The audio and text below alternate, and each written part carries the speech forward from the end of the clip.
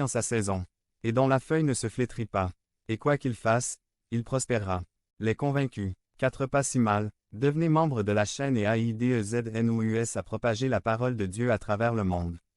Point. Vendredi 15 mars 2024. Si vous croyez en la puissance de Dieu, commentez 11. 11. Qu'ils sont comme la balle que le vent emporte. 5. C'est pourquoi les méchants ne se lèveront pas au jugement, ni les pécheurs dans l'assemblée des justes. La comparaison et la résolution finale de chacun. 6. Car l'Éternel connaît la voie des justes, mais le chemin des méchants périra. Ceux qui sont convaincus vivent une vie de tiédeur spirituelle.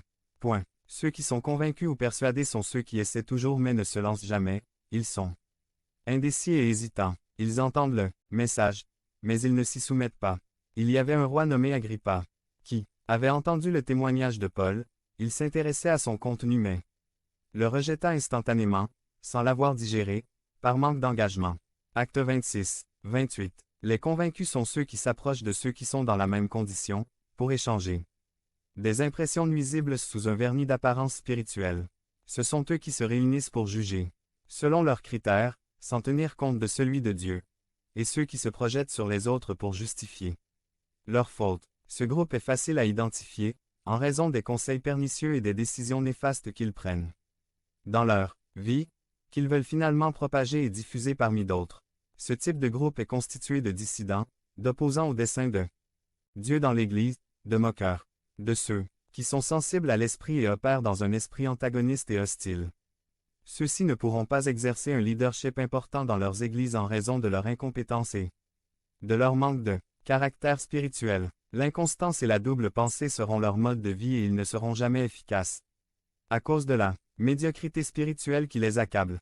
Ils sont même capables de se comparer aux autres et de se dire plus qualifiés. Parmi eux, les plus audacieux tenteront et même exigeront des postes de la part de leurs dirigeants ecclésiastiques, revendiquant leurs droits d'ancienneté dans l'Église et faisant valoir, entre autres, leurs capacités exceptionnelles, pour exercer un leadership bien mérité.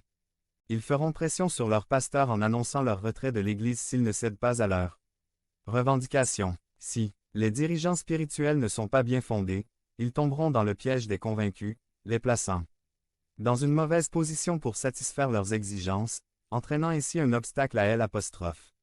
Œuvre de Dieu qui empêchera son progrès.